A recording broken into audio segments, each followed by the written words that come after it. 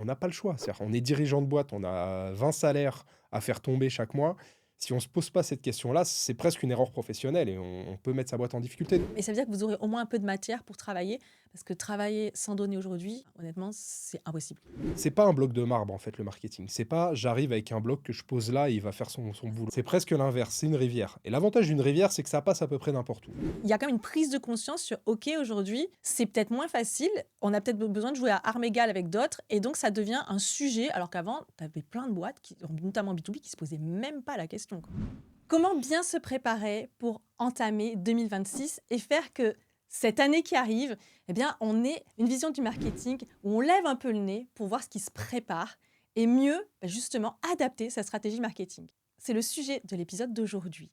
Pour vous aider à amorcer cette période un peu critique de l'année, d'ailleurs que vous soyez en 2025 ou que vous l'écoutiez l'année prochaine, cet épisode est pour vous aider à prendre de la hauteur. Et pour m'accompagner aujourd'hui, j'ai le plaisir de recevoir Dominique Trémouille, qui est CMO part-time et qui est également cofondateur de Futur Proche, qui est une communauté marketing avec un podcast éponyme. Donc je vous recommande d'ailleurs parce que c'est un podcast que j'aime particulièrement. Merci Dominique d'être avec nous aujourd'hui. Merci Sandy, salut, ravi d'être là.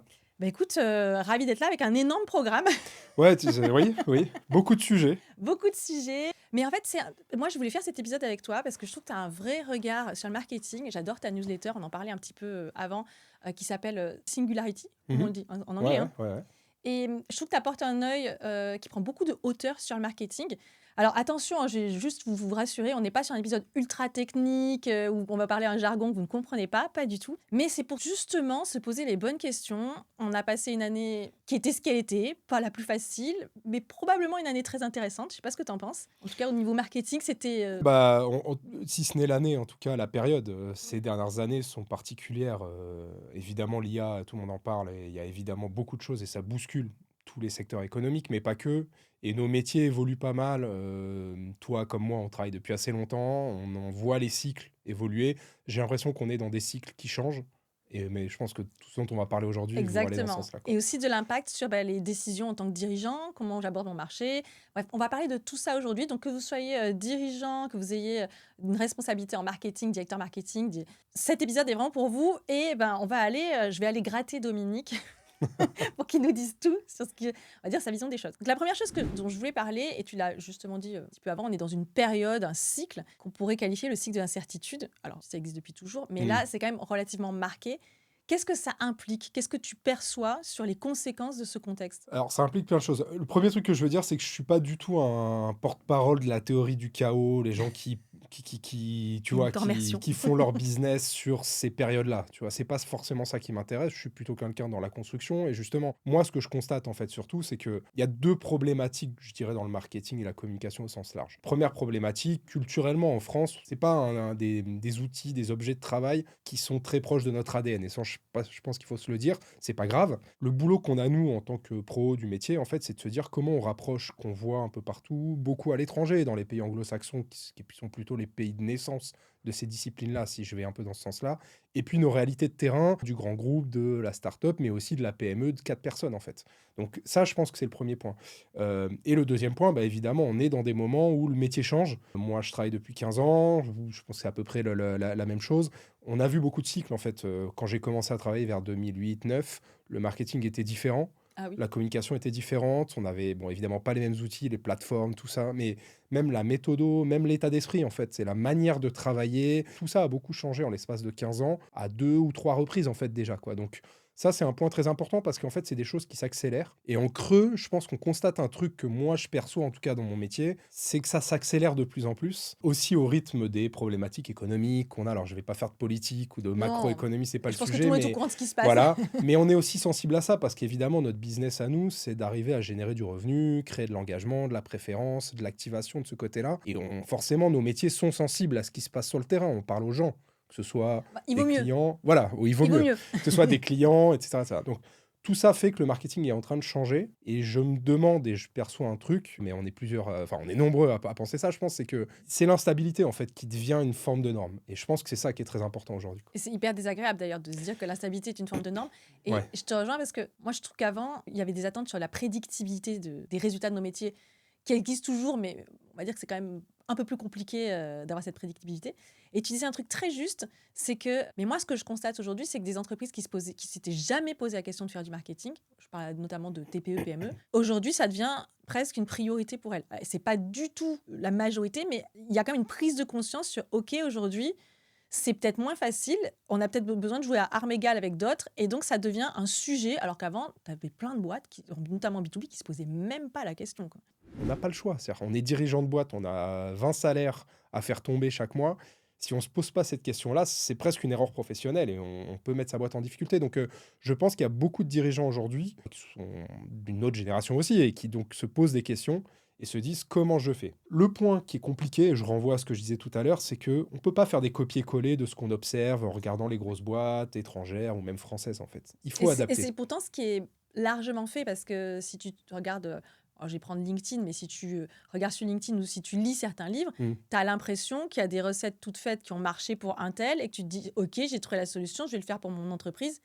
Et là, catastrophe, en fait, Bah, tu ça sais, marche oui, pas du tout. c'est les trucs de quand tu donnes des cours. Enfin, vous en avez sûrement donné. Moi, j'en ai donné aussi pas mal par le passé. Tu es toujours en train d'aller sortir les exemples des énormes boîtes anglo-saxonnes, américaines ou quoi, qui ont fait quelque chose d'incroyable avec une stratégie, Et une moi, je me suis approche. retrouvée plutôt de l'autre côté, c'est à dire, ah, mais en fait, ce qu'ils ont fait, ça marche pas du tout sur le terrain Oui, de mais c'est moi, là ça. où je C'est suis. qu'en fait, une fois que tu prends le truc et tu dis comment je réplique ce qu'a fait Airbnb, bah, Oui. c'est impossible en fait. T'as ni le contexte, ni les moyens, Ni ni les le planètes momentum. alignées. Voilà, exactement. Et l'époque est différente, etc., etc. Donc, la difficulté de nos métiers, c'est de dépasser ça. C'est de se dire, je connais les modèles, on va dire, généraux, mais c'est pas mon business model, c'est pas mon secteur, c'est pas ma réalité. Ce que doit faire quelqu'un qui est responsable marketing, leader marketing, directeur marketing, quelle que soit l'échelle, Ou quelle que soit dirigeant la qui s'occupe boîte, du ou marketing. dirigeant qui s'occupe du marketing, c'est évidemment, il y en a plein aussi qui Ouais. concentrent un peu les choses, c'est se poser la question de savoir comment je fais pour prendre cette méthode de travail-là et je l'adapte à mes besoins. Quels sont mes besoins, mes objectifs, où est-ce que j'en suis, où est-ce que j'ai besoin d'aller. Et après, le marketing, c'est une palette d'outils.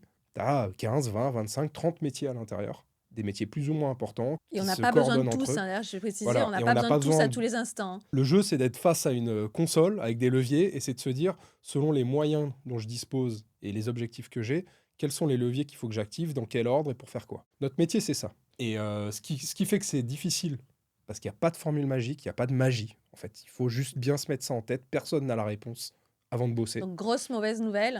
À quelques minutes du début de cet épisode, grosse mauvaise nouvelle. Dans cet épisode, vous ne trouverez pas la méthode magique ni la formule Non, mais magique par pour contre, il y tout a un vrai exploser. truc. Ce que je dis souvent, moi, à des clients ou à des partenaires ou des gens avec qui je travaille, c'est que c'est pas un bloc de marbre, en fait, le marketing. C'est pas j'arrive avec un bloc que je pose là et il va faire son Ah, c'est boulot, drôle, en c'est ce que je fait. dis souvent à mes clients, C'est presque l'inverse. l'inverse, c'est une rivière. Et l'avantage d'une rivière, c'est que ça passe à peu près n'importe où. Le seul point, c'est qu'il faut que ça passe aux endroits où c'est important pour moi en tant que dirigeant de boîte. Et ça, il faut s'appuyer sur des pros, vous, moi, d'autres, peu importe, on s'en fiche, les écouter et surtout leur filer les bonnes infos, les bons éléments et être clair dans sa vision de dirigeant, tu vois, c'est ça le Et je sujet. dirais même qu'avant de filer les bonnes infos, parce que je pense qu'on ne travaille pas toujours avec les mêmes profils d'entreprise, c'est de collecter ces infos. Parce que pour les donner, il faut les collecter. Ouais, bien sûr. Donc moi déjà, je pense que c'est convergent à ce que tu dis. Aujourd'hui, s'il y a un truc qu'on peut retenir, déjà, c'est pas une boule de cristal, mais c'est que si on est une entreprise en fin 2025 et qu'on n'a aucune donnée ou très peu de données ou de la mauvaise qualité de données, pour moi, c'est vraiment un chantier auquel il faut commencer à s'atteler, parce que ça ne veut pas dire que vous pourrez tout prédire, mais ça veut dire que vous aurez au moins un peu de matière pour travailler, parce que travailler sans données aujourd'hui, enfin, honnêtement, c'est impossible. Bah, tu peux le faire. Après, alors, ça dépend la situation de ta boîte et ça dépend de ton activité. Parce qu'il y a des secteurs, alors, dans ce qu'on appelle la transformation digitale, j'aime pas ce terme, et Oh, sorry c'est pour mes très bon. collègues qui travaillent là-dessus, mais c'est pas un joli terme, mais ça veut dire ce que ça veut dire malgré tout. Il y a des secteurs dans lesquels c'est critique de le faire et de l'avoir fait. Il y a des secteurs qui sont plus en retard ou des types de boîtes qui sont plus en retard. La donnée, elle est importante pour pouvoir piloter. Le pilotage, c'est important quand tu es en difficulté. Parce que quand tu es en difficulté, il est important que tu puisses identifier ce qui va mal, ce que tu fais peut-être pas suffisamment bien, ce qu'il faudrait changer. Et pour changer, il y a deux trucs. C'est tu peux avoir de l'intuition, et c'est très important, et on va en reparler parce que c'est super Ah important oui, d'avoir ça. volontiers. Je veux pas faire le, Ah le non, non, programme moi de l'émission, j'adore. mais c'est important parce que il faut garder quand même ce truc-là, mais néanmoins, tu as besoin d'avoir un peu de data à certains moments, certaines données qui vont te dire, par exemple, sur ton site web, ce qui se passe pas, combien de temps ça se passe, pourquoi ça se passe pas, si tu as une plateforme en ligne, si tu as, j'en sais rien, sur tes emails, ce qui se passe. Enfin, partout où tu as des canaux digitaux qui fonctionnent par de la Et qui peuvent donnée, être mesurés. mesurer une app, ce que tu veux, n'importe quoi. Ça peut être aussi de la donnée liée à des boutiques, en fait, parce que là, on parle vraiment du digital, mais en fait, quand on fait du retail et qu'on a des boutiques, pouvoir dataiser, alors c'est pas un joli terme, mais Non, mais transformer en mettre de la données. donnée, de l'information en données. Voilà, c'est très important de pouvoir se dire le visitorat que j'ai, la qualité de ce visitorat, qu'est-ce que ça génère derrière. Le truc qui est important là-dedans, c'est de jamais perdre de vue le business en fait. On n'est pas obligé de maîtriser toutes les données intermédiaires à chaque point de contact avec son client. C'est très compliqué. Les énormes boîtes consacrent des millions à ça. Je suis pas certaine qu'elles y arrivent beaucoup plus. Enfin, si elles y arrivent, mais avec des limites malgré Moi, je tout. suis pas certaine qu'elle les utilise pour quelque chose. Ouais, alors ça, c'est encore un débat effectivement d'utilisation. Par contre, ce que je sais, c'est que si je vois un impact business derrière, même s'il y a une espèce de boîte noire au milieu où je maîtrise une partie mais pas tout, fine, enfin, c'est pas très grave en fait en soi, quoi. Ce qui compte, c'est de se dire à quel moment je perçois des problématiques côté données ou côté intuition, et à quel moment, d'un point de vue marketing ou com, je peux essayer de mettre en face des actions, des contenus, des éléments, des events, enfin, tous des événements, tout ce qu'on veut, qui vont me permettre d'adresser ces sujets-là. Et si je vois l'aiguille bouger à 3 mois, 6 mois, 1 an, enfin ça dépend de mon cycle de vente, je vais me dire, OK, il y a un impact. Oui. Donc ça veut dire qu'il faut que je continue dans cette direction, que j'aille plus loin, etc. etc. Donc, je trouve ça super intéressant, c'est que tu décorrèles pas ça de l'intuition. Et je trouve ça doublement intéressant, c'est de se dire, on est dans une période d'incertitude. Bah, l'intuition reste un moyen d'écouter ou de générer des idées.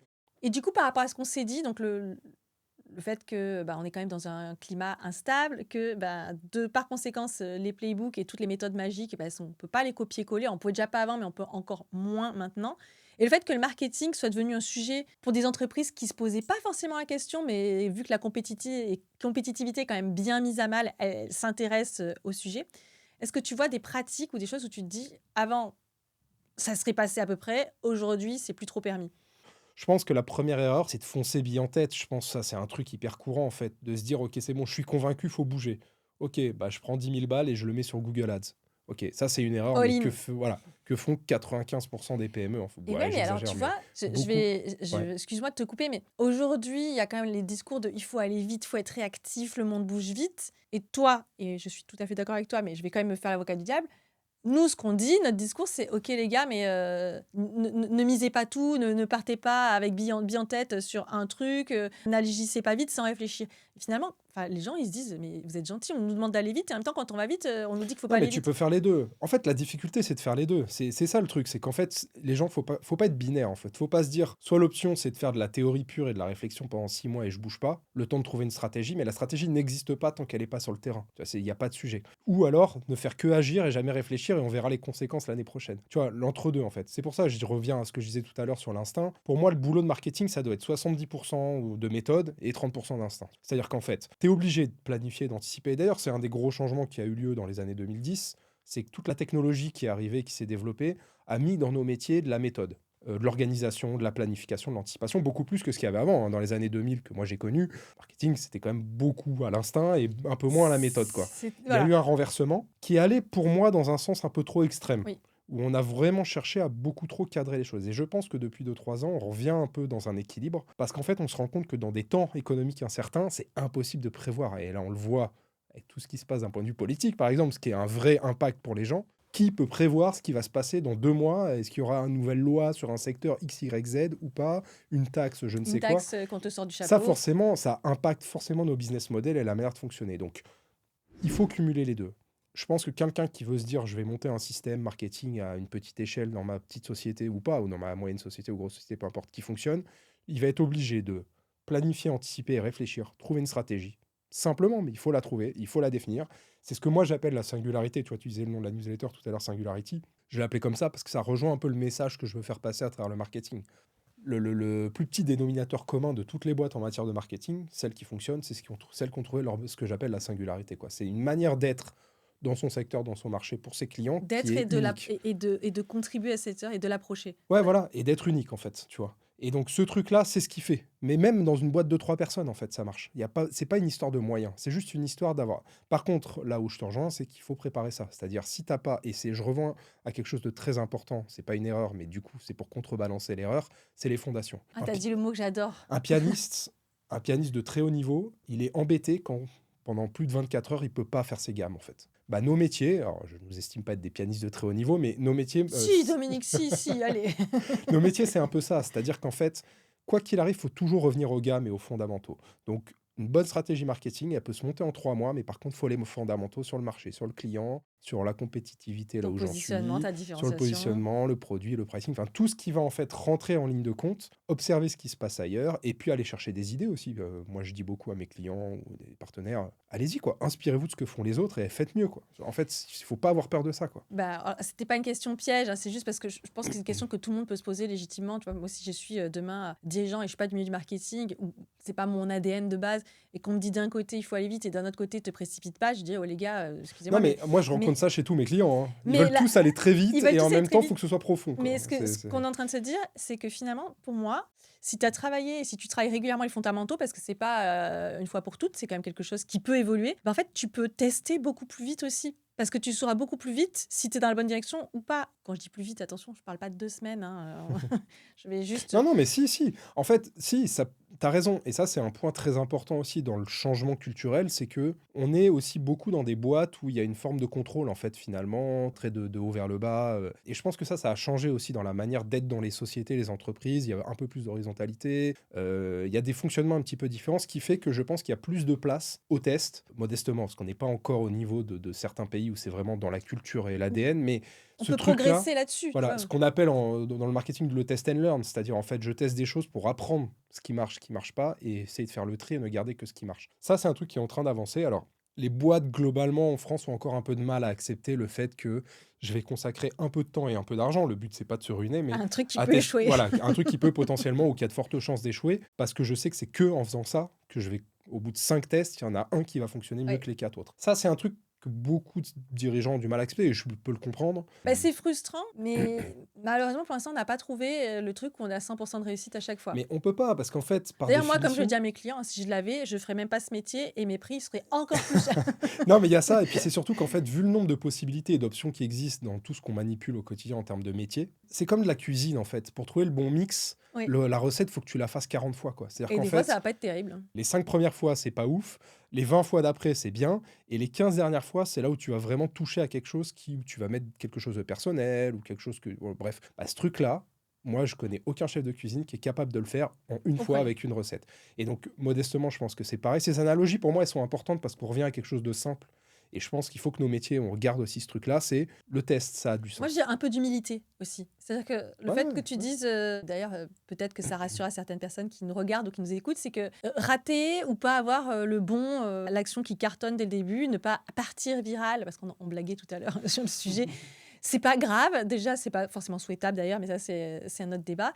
Et en fait, il faut répéter. Et probablement que aujourd'hui, dans le climat et le contexte dans lequel on est, il faut encore plus accepter ces phases de test and learn, comme tu disais, c'est-à-dire de tester et d'apprendre derrière. Pour moi, une erreur que tu as peut-être pas citée, et peut-être parce que tu n'avais pas fini, c'est de rien faire. Moi, je vois beaucoup qui disent ben, on va attendre. Et alors, tu vas attendre quoi? Le miracle, l'état de grâce, qu'on te donne tout ce qu'il faut.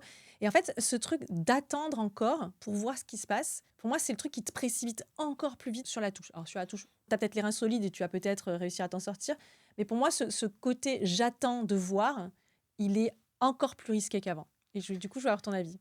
Ouais, alors, t'as raison. T'es pas obligé de dire que j'ai raison, hein. Non, non, mais si, mais je dirais que, en tout cas, moi, ce que je rencontre, c'est peut-être un tout petit peu plus complexe parce qu'en fait, je me mets toujours, tu vois, j'essaie de me mettre dans la peau d'un dirigeant de boîte, quel qu'il soit. Alors, on va parler plutôt de boîtes moyennes ou petites, généralement, qui sont dans ce genre de Ouais, situation, parce que les grosses sociétés, Non, alors, pose-moi la question. à part quelques secteurs industriels très à l'ancienne, mais il y en a de moins en moins, même les secteurs les plus abrupts et les plus obtus aujourd'hui ont quand même fait leur mue. Pas tous, mais il y en a quand même de plus en plus. Mais dans des boîtes de taille petite ou moyenne, qui sont souvent celles qui se posent ce genre de questions, je pense que c'est tentant de se dire que j'évite des dépenses, je recule l'échéance et que du coup, je contrôle. Et c'est tout à fait humain. C'est humain. Tu vois, de se dire, je vais pas prendre 50 000 ou 100 000 euros cette année pour faire quelque chose. Je préfère les garder au cas où j'ai besoin de trésor pour autre chose. C'est hyper humain de faire ça. Ce que nous, on sait à moyen terme dans nos métiers, c'est qu'il faut se poser la question à l'échelle 3-4 ans. Où est-ce que je serai dans 3-4 ans? Parce que oui, je gère ma trésor sur un an, il n'y a pas de sujet. Les 100 000, tu les auras dans un an, ils seront encore là. Peut-être tu les auras utilisés pour autre chose. La question est, qu'est-ce que tu structures et que tu construis pour dans 4 ans, en fait? Et je pense que ne faire rien, ça ne structure rien. Alors, tu peux avoir de la chance, le marché se retourne et tu te retrouves au bon endroit au bon moment, mais la chance arrive une fois dans une carrière d'expérience. Je vois beaucoup même de collègues CMO, directeurs marketing qui se retrouvent au bon endroit au bon moment. moment qui ont fait des trucs incroyables avec les boîtes, Et 99% pas forcément. voilà, mais qui n'arrivent jamais à retrouver le même contexte et la même situation, parce qu'une situation dans un marché, ça arrive une fois. Donc le fait de ne pas agir, effectivement, moi je peux le comprendre. Ce que je veux dire en réponse à ça, c'est on peut agir en contrôlant, c'est-à-dire on peut essayer de faire une voilure contrôlée, d'être dans le test et d'essayer de comprendre. Et c'est pour ça qu'il faut bien s'entourer. Parce que le défaut que je vois le plus souvent, c'est de passer de 0 à 1 sans avoir de plan. Ouais. Je passe de je fais rien à je mets 20 000 euros dans quelque chose qui n'a pas de sens. J'ai encore eu des histoires ces jours-ci de petites boîtes sur ce genre d'approche-là où je ne fais pas, on me propose quelque chose, bam, je passe à 100 Je- tout de je- suite et je- je me crame pour un truc qui sert à rien. Oui, ou alors moi, le coup classique que j'entends, c'est on a refait toute notre identité visuelle, du coup, on investit dans le marketing. Ben, c'était peut-être pas par là qu'il fallait commencer. Ouais, alors ça c'est un autre point, je veux bien qu'on parle une seconde parce qu'il est très important. Il y a quelque chose qu'on souligne pas assez dans nos métiers, c'est l'importance de la diffusion ou de la distribution. C'est-à-dire qu'en fait, Ah, on est mais aujourd'hui vas-y, autant un tapis rouge sur cette question. Non, mais on est autant des métiers de stratégie et de fondation, stratégie marketing, communication, tout ce qu'on veut, que de diffusion. Et la difficulté du marketing aujourd'hui est pas tant de créer une bonne marque, de créer des bons matériaux visuels, d'avoir des bonnes idées de ce côté-là, que de les diffuser, de les distribuer aux bons endroits au bon moment, de manière créative, pour intéresser les gens gazer et les surprendre. Et ça, je constate que même dans nos métiers, c'est difficile de trouver des gens qui sont très pointus là-dessus, parce que c'est peut-être le truc le plus difficile de nos Bah, métiers, en fait. c'est le plus ingrat, honnêtement. Ah oui, c'est Soyons honnêtes, ingrat. c'est le plus ingrat. C'est là où tu te manges le plus de portes. Tu as moins de retours. Une identité visuelle, tu vas rapidement des gens qui vont dire ah, c'est super. Exactement. Sur la distribution. Et donc, ce que je voulais dire pour finir sur l'histoire de pas agir, c'est, je pense qu'il est très important, du coup, de clarifier les objectifs de base, de se dire de quoi j'ai besoin, qu'est-ce qui me manque aujourd'hui dans ma boîte, dans mon business, et ensuite d'aller voir quelqu'un dont c'est le métier, de se dire, ok, en partant de X à 2X, qu'est-ce qu'on peut faire pour aller là? Est-ce qu'il y a une possibilité de le faire en 1 an, en 6 mois, en 2 ans, en 5 ans, enfin, peu importe l'objectif. Normalement, la personne en face, qui est un professionnel du marketing, de la communication, est censée pouvoir répondre avec quelque chose d'un peu pragmatique en disant ok, faire X à 2X en tant de temps, avec tant de moyens, c'est possible, c'est pas possible, c'est difficile, c'est tout à fait faisable, enfin peu importe. Et l'autre point qui est très important par contre, c'est l'aspect prédictif des choses. Il est parfois difficile de faire du du totalement prédictif. Je pense qu'il faut reconnaître ça aussi, c'est que on peut essayer de mettre de la méthode et de l'approche qui permet de limiter les risques. Moi, je dis souvent que dans nos métiers, on fait un peu ça. On essaie de dérisquer un peu, tu vois, les choses, c'est de Moi, se je pense dire. que c'est Voilà. un gros pan de notre métier, c'est de dérisquer. Mais le problème, c'est que tu peux dérisquer que jusqu'à un certain point.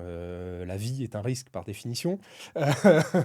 Oui, et puis est-ce qu'il y a vraiment des métiers où tout est prédictible, quoi? Je dirais même dans le... Enfin, je ne vais pas faire de la philosophie de comptoir, hein, mais même les meilleurs codeurs du monde, ils peuvent mettre des bugs Alors dans si, leur parce code. que oui, tu as raison, mais il y a un biais quand même que nous met la technologie, c'est ça. C'est-à-dire qu'en fait, et ça, c'est dans le marketing depuis plus de 10 ans maintenant, c'est quand on travaille avec des gens qui font du produit, ou qui font du code, ou qui font de la technologie pure, eux, leur état d'esprit, leur manière de travailler, c'est ça. C'est je fais A, puis Mais c'est B, puis ce C. qui rentre, tu sais ce qui sort, Voilà, c'est tu prédictible. as le truc qui rentre, le truc qui sort, tu as le passage au milieu.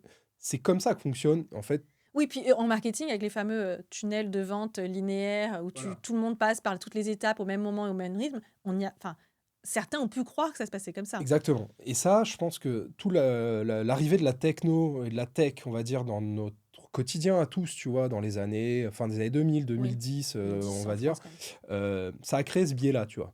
Ce que je disais tout à l'heure, c'est que ça a amené de la méthode. Ça, c'est super. Le problème, c'est que du coup, je pense qu'on est allé trop loin en pensant qu'on peut faire du totalement prédictif et qu'on peut se dire, bah, le client, il va faire 1, puis 2, puis 3, puis hop, il sort son portefeuille, et 4, il recommande 10 fois chez moi. En réalité, ça arrive vraiment jamais. Deuxième mauvaise nouvelle. Et ça rejoint deux trucs. C'est qu'en fait, aujourd'hui, le marketing, c'est plus un tunnel en fait qui est droit. En plus, on est sur une théorie qui était inventée après-guerre, enfin, qui était liée en fait à un contexte culturel de l'époque. Aujourd'hui, c'est un système. C'est comme une espèce de nuage de points avec plein de choses autour d'un client. Le but, c'est d'arriver à être dans une sorte de contrôle un maximum de toutes ces choses-là, dans la mesure du possible, en se disant, si j'arrive à mettre autour de lui ce qu'il faut pour l'intéresser, l'engager, le rendre curieux, lui donner envie, il y a de Lui faire fortes chances, préférer. et voilà, le faire préférer ce que je suis, ce qui est mon entreprise, il y a de fortes chances qu'il devienne client. Ça, c'est le premier point. Et du coup, ce truc-là, en fait, pour moi, ça devient la norme de notre travail, quoi. Je pense plus du tout en termes de tunnel. Alors, Ouais, évidemment, il y en a parfois quand tu fais de la conversion sur mettre dans un un truc panier, très court, etc. quoi. Mais voilà. Oui, c'est ça. Un truc très court. Mais sinon, en fait, quand on est dans le quotidien d'un client, Non. et le client est comme nous, il se lève le matin, il regarde son téléphone, il prend son café, il prend sa douche, il emmène ses enfants à l'école, il est dans la voiture ou il Il est dans oublie le ce qu'il a métro. vu le matin. Voilà, exactement. Il est sensible à des choses, mais en fait, il peut pas y avoir cette forme de prédictivité-là. Et je pense que ceux qui vendent ça, pour moi, vont beaucoup trop loin et font du mal en fait à nos métiers. Ils vont générer beaucoup de déceptions aussi, Bah, c'est ce qui arrive beaucoup. au C'est final. de vendre en fait des espèces de trucs packagés en disant tu fais un 2 3 4. Dans la réalité, c'est pas le cas. Et donc, du coup, la difficulté pour un dirigeant de boîte, c'est d'accepter que ce truc-là, ça prend un peu plus de temps que prévu et que ça peut pas être fait en 2 mois. Personne n'a les réponses en 2 mois. Enfin, comme tu disais tout à l'heure, celui qui a les réponses en 2 mois de travail avec une entreprise, je pense qu'il serait vraiment richissime. Moi, c'est pas mon cas. J'ai bossé avec des dizaines de boîtes de secteurs différents depuis le début de ma carrière. J'ai jamais fait 2 fois la même chose. Parce qu'en fait, j'ai des réflexes, heureusement. Oui, mais J'ai voilà, des habitudes et je sais ce qui marche plus que ce qui marche tu pas. sais où il faut aller chercher. Voilà, mais par contre, le mix, la manière de mélanger les choses et d'activer tel canal, telle action, tel budget, c'est toujours différent, c'est toujours lié aussi à un contexte, lié aux dirigeants, leur culture à eux aussi. Et aux Et... priorités du moment, parce que Ouais. parfois, il faut admettre que le marketing n'est pas toujours la priorité du moment. C'est des fois, ça me frustre évidemment, je ne comprends pas que ça, mais ça peut être le cas. Et là où je te rejoins, c'est que je suis comme toi, évidemment, en 2 mois, j'ai pas toutes les réponses. On peut commencer à avoir des réponses, mais ces réponses doivent se tester. Mais Et il c'est faut en fait, agir. En fait, le voilà. truc que je constate beaucoup aussi, c'est que dans la phase de test, il y a la phase de préparation. Et je pense qu'il y a beaucoup de boîtes qui ont du mal à passer le step de dire, c'est pas parfait, mais il faut que j'y aille, il faut que je sorte, il faut que je mette en place quelque chose. Tant pis, je suis à 0, je monte à 0,5, c'est mieux que Ouais, ou 0, 0,7. et 0,7, et puis peut-être que demain, je serai à 8 sur Ouais. 10. Mais si je pars jamais, en fait, et je pense que ce début-là, il est toujours C'est le compliqué plus dur. D'ailleurs, parce c'est le plus que dur, hein. bah, c'est le plus dur, parce qu'il est bordélique, forcément, il est limitant, parce que tu n'as pas tous les Oui. moyens de tout ce que tu voudrais faire, et il faut faire des choix. Donc moi, mon conseil, c'est vraiment de se dire, faut y aller, quoi. Je définis un peu ce que je veux faire, là où je veux être dans un an, j'essaie de trouver un petit peu de moyens pour le faire, éventuellement de m'entourer si j'ai besoin de quelqu'un qui a des expertises que j'ai pas, et j'y vais, Et quoi. je démarre. Et je Bah, démarre. d'ailleurs, ce que tu dis, le fait de ne pas démarrer et que tout prend toujours plus de temps, c'est un sujet que j'ai développé dans un épisode qui est sorti il y a quelques semaines de My Marketing Podcast. Où en fait, c'est globalement, on parle de toutes les raisons qui font foirer des trucs. Pardon pour le mot. Et en fait, c'est pas toujours la technique, c'est pas forcément la mauvaise stratégie, c'est le fait d'attendre trop longtemps ou d'attendre d'être prêt ou de. Et sur cette histoire de prédictibilité, d'incertitude, en fait, il y a un livre que j'ai lu il y a pas longtemps qui est hyper intéressant, c'est le directeur marketing de Mastercard. Évidemment, énorme boîte dans l'espace, tellement loin de nos réalités en fait que c'en est presque déconnecté de ce qu'on peut faire au quotidien, mais qui est quand même très intéressant sur un point où il développe cet aspect en fait autour de l'incertitude. Et ce qui je trouve intéressant, c'est que même pour des boîtes de cette taille-là où on parle de milliards de dollars de chiffre d'affaires, Et il, d'énormes équipes et d'énormes marketing. équipes, d'énormes moyens, et puis surtout, en fait, ils sont leaders largement sur leur marché depuis très longtemps. Lui-même développe en fait cette théorie de dire que la nouvelle norme en marketing, c'est l'incertitude à la place du contrôle. C'est ce qu'il développe dans son livre Ah, qui s'appelle super Quantum intéressant. Marketing. Tu nous redis le nom? Quantum Marketing, Quantum en gros, il Marketing. fait une espèce d'image où il associe un peu la physique quantique qui est très à la mode là depuis quelques années. Moi, Il y a beaucoup j'adore. de développement autour, et puis le marketing. Alors, bon, c'est un peu marketé pour le coup, mais dans le fond, ce Je qu'il ne jette pas raconte, la pierre aux gens qui marketent leurs livres avec des sujets s'il me scientifiques. regarde, j'ai adoré le bouquin, hein, je veux pas dire de mal. Mais surtout, par contre, ce qui est très intéressant, c'est le message qu'il y a du coup à l'intérieur, c'est ce côté en fait où cette incertitude, elle est consubstantielle à ce qu'on fait tous aujourd'hui dans le marketing. Et quand on est dirigeant de boîte, il faut accepter de penser à ça et de se dire, il faut que j'investisse en fait. C'est une forme d'investissement comme j'investirais dans un produit, dans un service ou dans la formation de mes salariés en fait. C'est la même chose. J'aurai pas un retour sur investissement après-demain tout de suite, forcément. Je peux avoir des petits gains rapides parce que je partais tellement loin que les premières petites choses que je vais améliorer vont tout de suite me faire un... Et ça, généralement, Et ça existe, hein. Ça, et on ça existe, l'observe, ça hein, existe tout le clairement. temps. Et ça, généralement, c'est hyper motivant de se dire au bout d'un mois ou deux, il y a des petites aiguilles qu'on a fait bouger et on voit des choses qui se passent tout de suite à une petite échelle. Ça montre il y a un signe de quelque chose. Donc ça Il existe se passe vraiment. des choses. Voilà. Mais néanmoins, il faut sortir de la logique uniquement court-termiste en matière de marketing parce que malheureusement, et même quand on fait du e-commerce ou de la vente directe au consommateur via un site en ligne, mettons, de chaussures ou de chaises ou ce qu'on veut, il y aura forcément un délai en fait entre ce que je mets en place et l'impact que je peux avoir. Par contre, ce qui est très important, c'est de le suivre, de bien définir ce qui se passe, de pouvoir le voir, donc on renvoie à ce qu'on disait sur la data tout à l'heure, et puis de voir si ça a un impact vraiment sur le business derrière, quoi. Voilà. Et je te rejoins parce que moi, ce que je constate, c'est que parfois, je vois des projets, et j'ai des clients, ils me disent: Ah, mais ça, on l'a lancé, mais ça a échoué. Mais en fait, ils l'ont pas soutenu très longtemps. Au bout de 3 mois, ça n'a pas convenu, ils l'ont abandonné. Sauf que c'est très difficile de juger si quelque chose fonctionne en 3 mois, si au bout de 3 mois, tu conclus juste: Ok, bah, ça n'a pas marché. Il faut peut-être essayer un peu plus fort.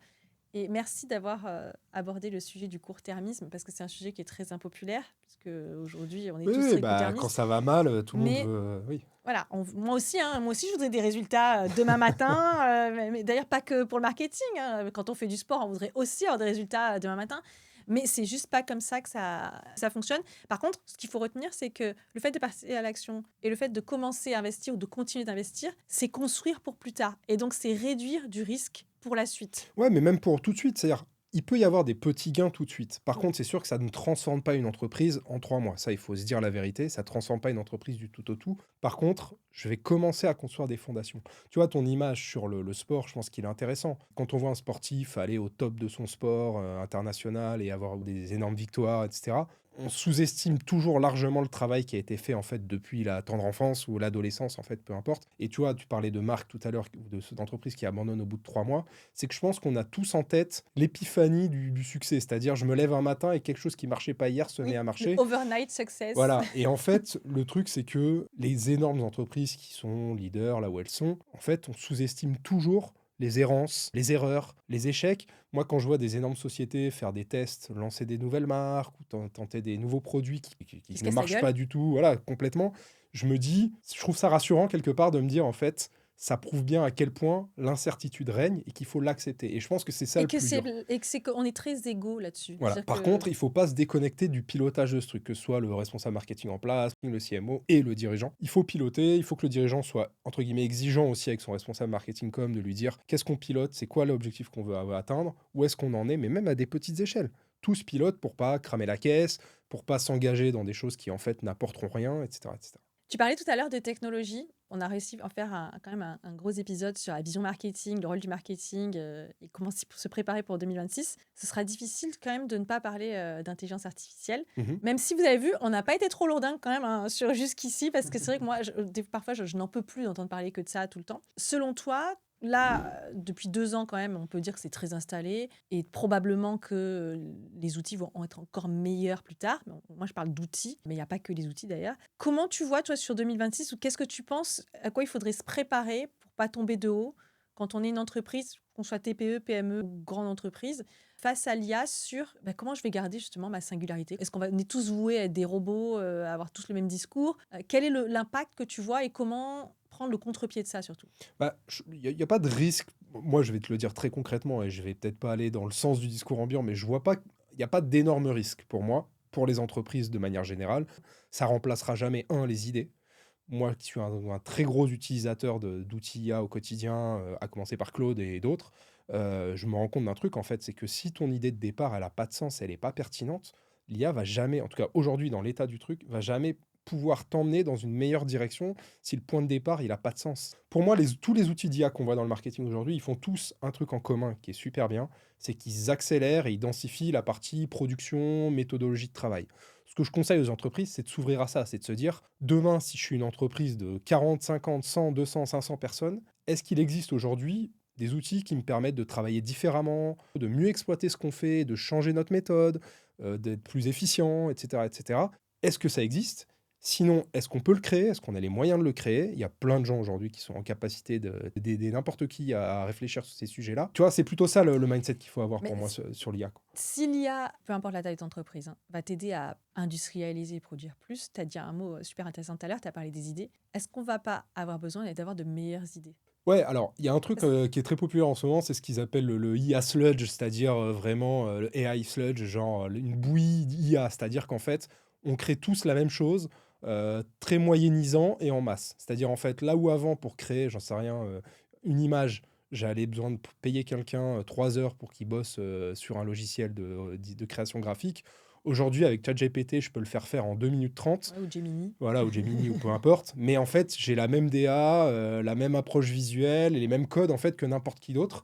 Et si j'utilise ça pour bosser, en fait, les premiers qui l'ont fait ont pris Oui, ils ont eu l'effet d'être les voilà, le premiers, de premier fait. primauté, quoi. Là aujourd'hui, si tu fais ça en fait, et je renvoie à ce qu'on disait sur les playbooks, si on travaille tous de cette manière-là, en fait, quelle est la différenciation que tu vas avoir pour ton client par rapport aux Zéro. 10 concurrents? Aucun. Ce qui compte, c'est ce qui se passe avant. Si tu nourris l'IA avec ces idées-là, avec un positionnement qui t'est spécifique, elle va te permettre de mieux l'exploiter, d'aller plus loin, de te challenger. Par contre, il faut toujours rester en contrôle. Parce que le truc de l'IA, l'autre truc, c'est que elle a du mal à voir le moment où, ok, non, en fait, là, tu vas dans une zone, ça n'a plus aucun sens.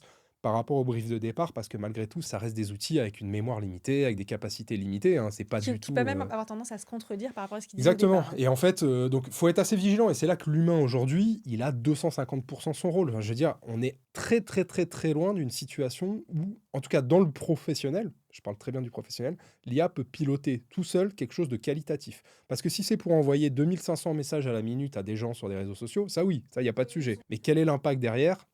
Il est vraiment très neutre. Par contre, dans tout ce qui est, je pense que le plus abouti, c'est tout ce qui est la création visuelle. Oui. Vidéo, photo et tout ce qui... Ah, La là, création de contenu aussi. truc bluffant, quoi. Ouais, ouais, mais les mots, c'est encore plus complexe. Les mots sont plus complexes à créer que le visuel, en fait. Pour moi, en tout cas, je pense que c'est plus compliqué d'être à Alors moi, l'écrit quelque chose de très je pense que spécifique. c'est toi parce que, enfin, je suis d'accord avec toi, mais je pense que ça dépend du niveau d'exigence et que tu peux avoir un niveau d'exigence qui est pas très élevé, c'est pas un jugement de valeur, mais peut-être que tu fais partie des gens qui ont un grand niveau d'exigence et d'autres un peu moins. Et moi, ce que je constate, c'est que des fois, je vois des choses passer en me disant, mais comment ils peuvent laisser passer ça? Ça flingue leur marque, en fait.